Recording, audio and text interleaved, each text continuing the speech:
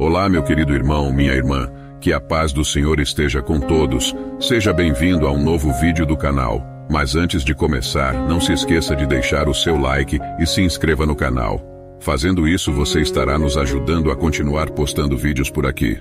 Bom, espero que esse vídeo possa te abençoar neste dia. Agora, vamos à mensagem de hoje.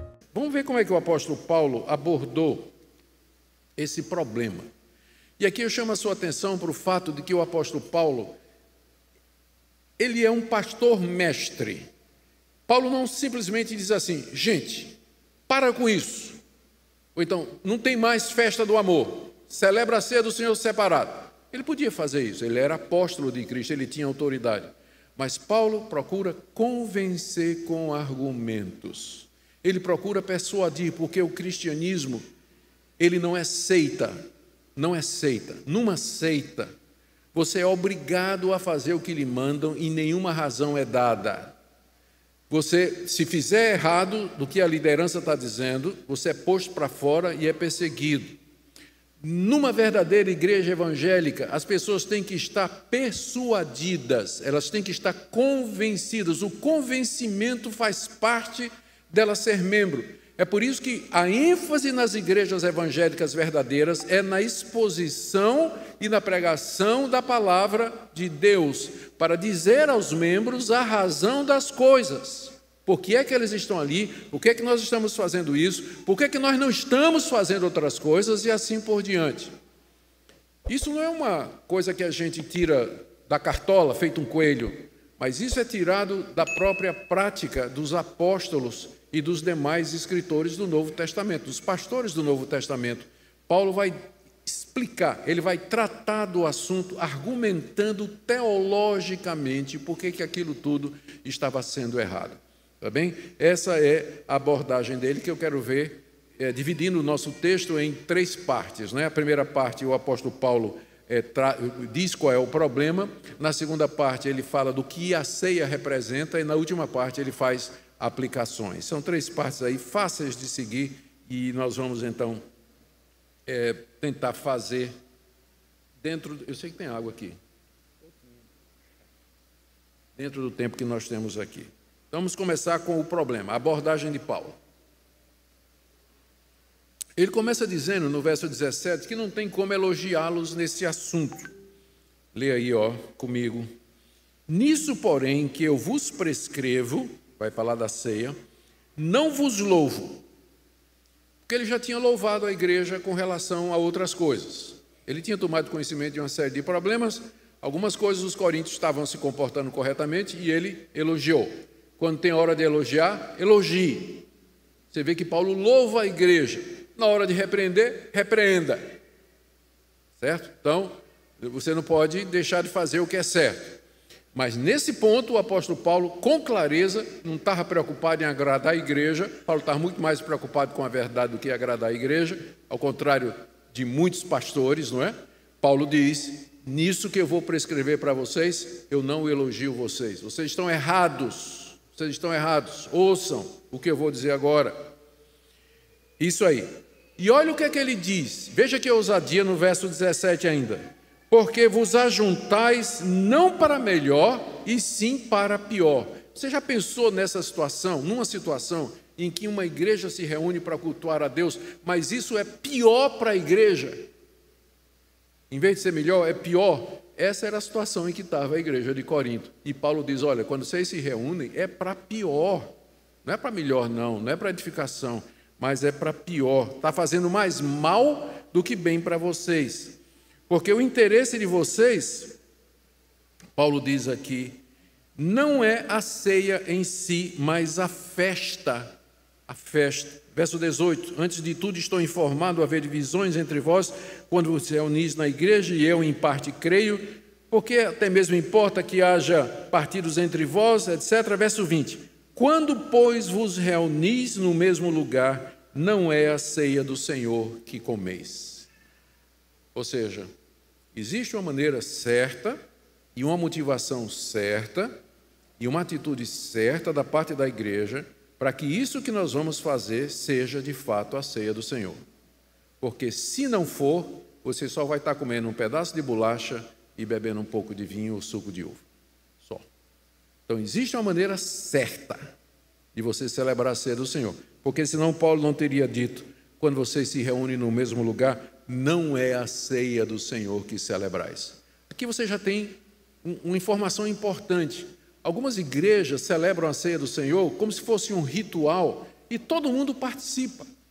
Todo mundo está lá, todo mundo participa, ninguém quer saber o estado de verdadeiro, ninguém está querendo saber se a maneira como está sendo feita é correta ou não, mas o ritual em si parece ser um fim em si mesmo, como se a ceia fosse um fim em si mesmo. Não é. Tem a maneira certa, tem a forma certa, e o povo precisa ter, você precisa ter a atitude correta quando você se aproxima, senão você está simplesmente comendo um pedaço de pão e bebendo um pouco de cálice. Paulo aqui faz uma repreensão que deveria deixá-los envergonhados. Ele diz no verso 21, ao comer, cada um toma antecipadamente a sua própria ceia, há quem tenha fome, ao passo que também tem quem se embriaga, eu já falei disso. E aí, olha só no verso 22, olha que... Se Paulo fosse um pregador visitante de Corinto, nunca mais ele seria chamado de volta. Ele diz assim, não tendes porventura casas onde comer e beber? O que mostra que aquela reunião não era em casas, não é? Era um local público onde cabia as igrejas casa de Corinto, né? Talvez um espaço aberto, algum cenáculo, algum lugar. Paulo pergunta para ele, vocês não têm casa não onde comer? Vocês não têm não casa onde comer? Ou menosprezais a igreja de Deus e envergonhais os que nada têm? Exatamente aquilo que eu falei. Muita gente ia para essas festas porque era a única vez durante a semana em que eles teriam uma refeição decente. Mas agora esse pessoal comia tudo, bebia tudo, e os pobrezinhos ficavam lá, né? Só babando, olhando as migalhas lá do que sobrou. E aí Paulo diz, vocês estão envergonhando os que nada têm. Falta de domínio próprio, glutonaria, embriaguez. Esse era o problema, e esses foram os problemas que levaram a igreja, com o decorrer do século, a terminar com o ágape, exatamente porque a ideia da comunhão e da fraternidade foi sendo corroída através dessas práticas erradas aí. Vocês menosprezam a igreja de Deus, era um menosprezo para a igreja de Deus que estava ali reunida. Que vos direi? Louvar-vos-ei nisso? Certamente não vos louvo. Gente, o apóstolo Paulo era um pastor, mestre, amoroso, dedicado, mas quando necessário, extremamente firme. Ele sabe que não adianta a gente ter coisas na igreja se elas não forem feitas biblicamente, pelo motivo certo. Isso é o que nós chamaríamos o princípio regulador do culto. O culto a Deus tem que ser feito de acordo com a palavra dele. Nós não podemos inventar moda, nós não podemos inventar maneiras de agradar a Deus. Nós temos que estudar a Escritura e saber de que maneira Deus deseja ser adorado. Porque só assim Ele vai receber o nosso culto. Senão, nós vamos ter o apóstolo Paulo batendo na porta e dizendo, isso é uma vergonha que vocês estão fazendo aí. Vocês estão humilhando os irmãos, estão envergonhando a Cristo. Isso aqui não é a ceia, essa reunião é para pior e não para melhor. E não para melhor. Então, essa é a primeira parte do que Paulo está fazendo. Ele estabelece o problema, ele problematiza a situação, não é? Ele diz claramente qual é o problema que ele vai tratar. E agora ele coloca o princípio teológico para resolver esse problema, que estava sendo esquecido. Ou seja, isso aí nós vamos do verso 23 até o verso 28, 29. Ele coloca o ponto teológico que resolve o problema, o princípio teológico, ou seja, Cristo é o centro da ceia. Cristo é o centro da ceia. Se você não tiver isso muito claro, se você não tiver se apropriado disso, isso aqui não vai representar absolutamente nada para você. E, na verdade, você está se reunindo para pior e não para melhor. Vamos ver como é que o apóstolo Paulo resolve essa questão. Primeiro, ele começa dizendo aí que ele recebe, o que ele vai dizer a respeito da ceia, ele recebeu da parte do Senhor. Verso 23. Ele diz no verso 22, eu não louvo vocês, porque eu recebi do Senhor o que também vos entreguei. talvez por revelação direta da parte de Deus, porque ele diz, eu recebi do Senhor, talvez por revelação direta, ou talvez porque ele aprendeu com os que já eram crentes antes dele, porque quando Paulo se converte, já tem a igreja de Jerusalém e já tem a igreja de Antioquia, uma de judeus e outra de gentios. Então, ele poderia ter aprendido com a tradição que remonta ao Senhor Jesus com esses irmãos, ou revelação direta, como ele diz aqui, eu recebi do Senhor que também vos entreguei. Aqui também tem um elemento importante, que chama-se transmissão. Ele está dizendo, eu estou transmitindo o que recebi. Eu não estou aumentando, eu não estou inventando, não estou diminuindo. Eu estou colocando para vocês exatamente como eu recebi. Num certo sentido, é isso que é a Bíblia. A Bíblia é o registro daquilo que os autores do Antigo e do Novo Testamento receberam da parte de Deus e que fielmente depositaram por escrito para todas as gerações. Por isso que nós recebemos as Escrituras como a própria palavra de Deus. Eu dei a vocês aquilo que recebi do Senhor. Não aumentei, não diminuí, não torci, não inventei, mas é a própria revelação de Deus. E é isso que Paulo diz a respeito da ceia do Senhor. Não foi algo que ele inventou. Recebeu e entregou sem alterar. E o que é que ele recebeu do Senhor e que ele entregou? Primeiro, que o Senhor Jesus, na noite em que foi traído, tomou o pão. Aqui Paulo se refere à ocasião em que isso aconteceu. Naquela noite de Páscoa, em que Jesus celebra a sua última ceia com os discípulos, numa casa cedida por um amigo, onde ele segue o ritual da celebração dessa festividade do calendário judaico, e no meio dela ele faz o que ele faz aqui. Então, a ceia, ela foi instituída na noite em que ele foi traído, na ocasião em que ele foi entregue por Judas aos judeus. Segunda coisa que diz que a ceia é sobre Cristo aqui, é que os elementos apontam para ele. Jesus tomou o pão, tendo dado graças, partiu e disse, isso é o meu corpo que é dado por vós, fazei isso em memória de mim. É isso que a ceia é, a respeito de Cristo. Aqui Cristo toma o pão e diz aos seus discípulos, isto é o meu corpo. Estas 3 palavras, 4, isto é o meu corpo, isto é o meu, 5 palavras, elas têm sido motivo de controvérsia na igreja durante séculos, e foi a causa da primeira divisão entre os reformados. Exatamente qual o significado? Nós interpretamos estas palavras figuradamente ou interpretamos literalmente? Lutero, a Igreja Católica, dizia, isso aqui tem que ser interpretado literalmente. Jesus está dizendo, isto aqui é o meu corpo. Por isso eles criam que na celebração da missa, a hóstia era realmente o corpo de Cristo e o sangue era realmente o corpo de Cristo. E que aquilo que o sacerdote estava fazendo não é que era uma repetição do sacrifício de Cristo, mas era visto como uma extensão do sacrifício de Cristo.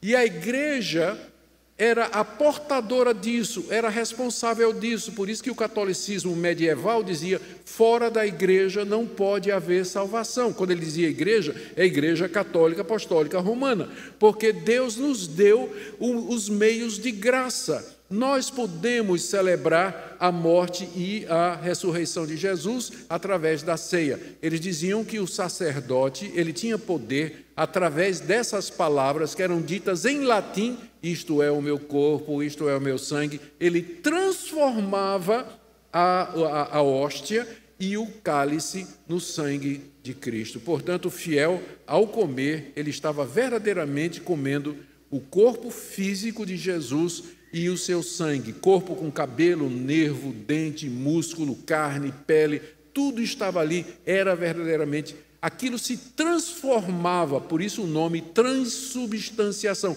A substância, ela passava por uma transformação, por isso o título da visão católica é transubstanciação. Lutero diferiu disso aí. Lutero não concordava com isso aí. Ele dizia que não tem transformação nenhuma, embora haja uma Cristo esteja fisicamente presente nos elementos. Cristo está fisicamente presente nos elementos, embora os elementos não se transformam. Então isso recebeu o nome de consubstanciação. E aí, Zwinglio, e depois Calvino chegou para fechar com chave de ouro, disse, não é nenhuma dessas coisas. Cristo está presente, isso não tem dúvida nenhuma, mas Ele está presente espiritualmente. Não há nenhum sentido em que Ele esteja presente fisicamente, como no catolicismo e no luteranismo, mas Ele está presente espiritualmente. A posição de Zwinglio, abordada e expandida por Calvino, é a posição das igrejas reformadas. Isto é o meu corpo, é para ser entendido figuradamente, como Jesus diz, fazer isso em memória de mim, em memória. Então, é um momento em que nós espiritualmente nos alimentamos do Senhor Jesus. Ele, tendo dado graças, partiu e disse, isto é o meu corpo, que é dado por vós, fazer isso em memória de mim. Mesma coisa com relação ao cálice, vocês conhecem as palavras, ele tomou o cálice dizendo, esse cálice é a nova aliança no meu sangue. Na verdade, Deus tem somente uma aliança com o seu povo. Deus tem somente um povo e uma aliança que é a aliança da graça, em que Cristo se oferece como mediador, selando com seu sangue a redenção dos que são seus, eleitos por Deus antes da fundação do mundo. Só que essa aliança, ela foi revelada progressivamente em várias subalianças, aliança com Abraão, aliança com Davi, aliança com Moisés, e agora Cristo, ao chamar da nova aliança, quer dizer a etapa final, definitiva da aliança que entra em vigor, a etapa que entra em vigor a partir de agora, ela é selada no meu sangue, e que é derramado por muitos. Fazer isso todas as vezes que beberdes em memória de mim. Então percebe o que é que Paulo está dizendo aos coríntios, que já sabiam disso? Quando vocês se reúnem, o alvo é Cristo, a comunhão é importante, a vida fraterna da igreja é importante, mas tudo gira em torno da pessoa de Cristo. O pão fala sobre ele, o cálice fala sobre ele, a ocasião fala sobre ele, é tudo sobre Cristo, it's all about Jesus, sempre foi e sempre será. E daí vem as derivações do que isso significa na prática para a correção do problema. Por quê? Verso 26, está dando a razão porque nós devemos fazer isso em memória de Cristo. Todas as vezes que comerdes o pão e beberdes o cálice, anunciais a morte do Senhor até que Ele venha. Dessa forma a gente percebe que a ceia foi instituída por Cristo na igreja até a vinda do Senhor Jesus. É algo para ser feito sempre. Há dúvidas entre os reformados sobre a frequência. Calvino queria fazer todo domingo, o consistório de Genebra não deixou. Não, dizia todo domingo fica vulgar. Não é? Todo domingo acaba perdendo aquele coisa especial, não é? Outros, como a igreja reformada sul-africana, que eu participei durante um ano, era 3 vezes por ano. Sabe por que era 3 vezes por ano? Porque no intervalo os presbíteros iam na casa de cada membro da igreja e perguntava como é que está a sua vida, você está em condições de participar da ceia do Senhor, como é que está o seu casamento, os seus filhos como estão, vocês estão passando por problemas financeiros, vocês têm alguma dúvida? Então levava 4 meses para os presbíteros visitarem os membros da igreja, era uma igreja com 3, 4 mil membros, e aí então eles celebravam a ceia desses, não é, com esses que tinham sido, porque eles diziam assim, a Santa Ceia é um negócio tão sério que a gente não quer correr o risco de algum membro da nossa igreja participar da ceia do Senhor da maneira errada. Então, eles tomavam conta dessa maneira. E vocês têm as igrejas neopentecostais no Brasil, não é? Que simplesmente celebra para quem tiver, católico, espírita, seita, o que for, pode vir participar, não tem nenhuma exigência e assim por diante. Então, nós cremos que o caminho certo é nós lembrarmos o que é que a ceia representa. E não faz sentido quem não conhece a Jesus, quem não é um discípulo professo de Cristo, participar da ceia do Senhor, porque diz aqui, toda vez que nós comemos o pão e bebemos o cálice, anunciamos a morte do Senhor. É isso que a ceia é, ela é um anúncio da morte do Senhor até que Ele venha. Agora vem as consequências e vamos lá. À luz de tudo isso, Paulo tira as seguintes conclusões para resolver os problemas relacionados com a ceia na igreja de Corinto. Por isso, verso 27, aquele que comer o pão ou beber o cálice do Senhor indignamente será réu do corpo e do sangue do Senhor.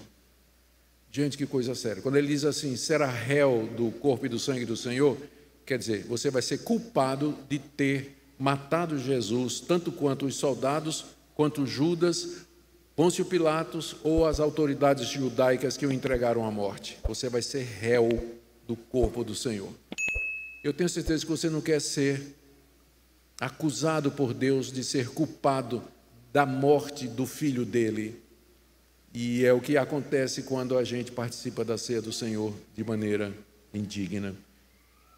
Todo aquele que comer o pão ou o cálice indignamente. Ponto aqui é a palavra indignamente, não é? Para muita gente, indignamente significa que você não pode estar em pecado quando você vai participar da ceia do Senhor. Eu não entendo que seja essa a explicação, porque Paulo diz no verso 28, examine-se o homem a si mesmo e assim coma do pão e beba do cálice. Se você vem participar, você deve examinar o seu coração, e eu vou dizer em que termos. Você deve se examinar. E se você verificar que tem alguma coisa que precisa ser colocada em ordem, reconciliar-se com o irmão, uma atitude que você tomou, pedir perdão a Deus, resolver sua vida com alguém, você pode ali silenciosamente, no momento que antecede a ceia, confessar a Deus os seus pecados, tomar uma decisão de colocar sua vida em ordem e assim participar da ceia do Senhor, precedida desse exame íntimo de suas ações, pensamentos, palavras e atos. Participar indignamente é você participar como os coríntios participariam. Eles tinham brigado, antes de celebrar a ceia, eles tinham brigado, eles tinham insultado uns aos outros, tinham cometido glutonaria, egoísmo, porque não deixaram nada para os outros, e estavam embriagados. Como é que eles podiam discernir a presença de Cristo ali? Porque Paulo diz isso aí no verso 29.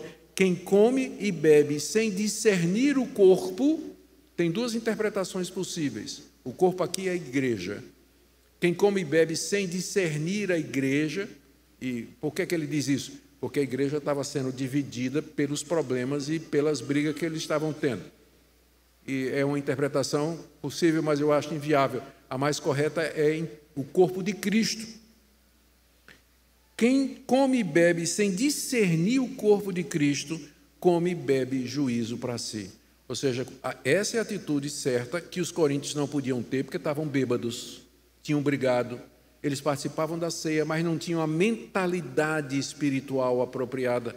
O coração deles estava cheio de mágoa, por conta das brigas, por conta das dissensões. Alguns estavam embriagados, não sabiam nem o que estavam fazendo. E não precisa estar só embriagado de vinho, pode estar embriagado de outra coisa qualquer. O que Paulo está dizendo é que a atitude certa para você participar da ceia do Senhor é em fé, consciente e informada do que é que você está fazendo. Isso é o corpo de Cristo, isso é o sangue de Cristo. Ele deu sua vida por mim, derramou seu sangue por mim, para que eu vivesse uma vida santa. Eu creio nisso, eu recebo isso pela fé. E você participa, então, em gratidão, tendo examinado o seu coração. Não é simplesmente um mero ritual, mas um encontro com o Cristo ressurreto que está presente espiritualmente. Está presente espiritualmente nos elementos que nós vamos tomar. Pois quem come e bebe sem discernir o corpo, come e bebe juízo para si. Já pensou? Nós chamamos a ceia de meio de graça. Ou seja, é uma das maneiras, é uma das coisas que Deus instituiu na igreja, através da qual Deus concede graça. Outros exemplos de meios de graça: batismo, leitura da palavra, participar e ouvir a palavra de Deus com fé, são meios, a oração, são meios pelos quais Deus transmite a graça, dos quais os mais considerados e mais importantes é a ceia do Senhor e o batismo, a ceia do Senhor em particular. Isso que é chamado de meio de graça, ele pode se transformar em meio de juízo. Como ele diz aqui, quem come e bebe sem discernir o corpo, come e bebe juízo para si. Eu tenho certeza que você não quer que isso aconteça com você, não é? Algumas providências, Paulo recomenda então para a igreja. Olha a explicação que ele dá no verso 30, para a gente ver que está falando sério, e isso é uma coisa que nem sempre a gente leva tão a sério. Eis a razão porque há entre vós muitos fracos e doentes, e não poucos que dormem. Dormir aqui é morrer, não é? No sentido de morrer. O Novo Testamento e o Antigo usa muito a figura do sono e do dormir como para se referir à morte, porque nós vamos voltar. Existe uma ressurreição. Como no sono, você adormece, mas acorda. Nós morremos, mas vamos reviver. Então, por isso que às vezes a morte é chamada de sono. Por isso que Paulo diz aqui, essa é a razão porque há entre vós muitos fracos e doentes e não poucos que dormem. Gente, a igreja de Corinto tinha pessoas doentes, pessoas fracas, e alguns já tinham morrido. E Paulo está dizendo que era a mão de Deus. E olha, eu sempre pensei que doença era do diabo, não era? Às vezes não. Às vezes é juízo de Deus. E a morte como sendo um juízo de Deus sobre a pessoa. Por quê? Porque menospreza, participa da maneira errada, desonra a Deus pela abordagem que faz a ceia do Senhor. Tal é a seriedade do assunto.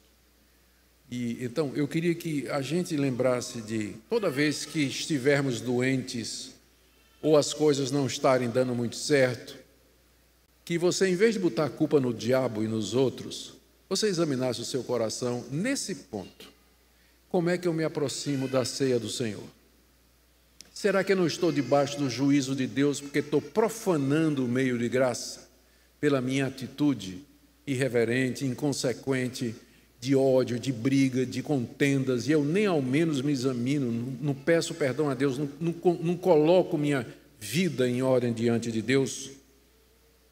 Verso 32, mas quando julgados por Deus, somos disciplinados pelo Senhor para não sermos condenados com o mundo. Paulo consegue ver a graça de Deus nisso aí. Ele diz que tinha gente doente como resultado do juízo de Deus sobre a igreja. Mas Paulo diz, é melhor você sofrer o juízo de Deus e ser disciplinado, para que no dia do juízo você não seja condenado com o mundo. Tal é o amor de Deus por nós. Como o pai que ama tanto o seu filho, que sublinha aquilo que um menino não quer aprender, a disciplina do Senhor, não é? Vamos lá. E Deus diz, você não quer aprender por bem, você vai aprender por mal. E aí vem o juízo de Deus sobre nós. Quando somos julgados, somos disciplinados pelo Senhor para não sermos condenados pelo mundo. Vocês agora entendem porque às vezes a liderança da igreja, em amor, ao perceber que há um membro da igreja que está vivendo uma situação irregular, em pecado, e que por ele mesmo ele se recusa a se arrepender dos seus pecados, se reconciliar, colocar sua vida em ordem, a liderança da igreja vem e afasta aquele irmão da ceia do Senhor. Exatamente para que ele não coma e beba juízo para si. Como Paulo diz lá em 1 Coríntios, aqui em 1 Coríntios capítulo 5, ele fala de um membro da igreja que estava vivendo em pecado, tendo relações com a sua madrasta, a mulher do seu pai, e a igreja não estava fazendo nada. E Paulo diz, com esse vocês não deviam nem comer. E aí é isso aí, o comer aqui não deixa ele participar da ceia do Senhor, dentro do contexto da comunidade, com ele nem com mais. Às vezes a gente lê aquele texto do 1 Coríntios 5 e pensa que Paulo está dizendo assim, não convida ele não para a tua casa. Está falando disso, está falando da refeição comunal e da celebração do Senhor. Não permita que ele participe, porque ele está comendo juízo para si. está comendo juízo para si. Assim, Paulo termina. Vamos lá. Conclusões do apóstolo Paulo, no verso 33. Assim, pois, irmãos meus, quando vos reunis para comer, esperai uns pelos outros. Primeira coisa. Essa passagem, quando não é lida e entendida à luz da festa do ágape, daqueles problemas, acaba se tornando a base teológica para a gente dizer na igreja, olha, todo mundo, ao receber o cálice, espera para comermos, porque está escrito, esperem uns pelos outros. Só que Paulo não está falando da ceia aqui, ele está falando do ágape, não é? Então, não estou dizendo que está errado a gente esperar, mas só não use esse texto, porque ele não está falando da ceia, do momento da ceia do Senhor, mas da festa do ágape. Então, meus irmãos, quando vocês forem comer, esperem uns pelos outros. Se alguém tem fome, come em casa. Está com fome? Então, não espera a festa do ágape. Come em casa um sanduba bom de pão francês com ovo, tipo Tissa, né, Vitalino, que faz um pão com ovo maravilhoso, e vá para a igreja participar, para que não chegue lá e você devore tudo e faça os pobrezinhos passarem vergonha. Se alguém tem fome, come em casa, a fim de não vos reunirdes para juízo. Quanto às demais coisas, eu as ordenarei quando for ter convosco. Então, vocês percebem como, entendendo o contexto, a ceia do Senhor, o que é que ela representa e como ela deve ser celebrada, ela ganha o seu significado correto.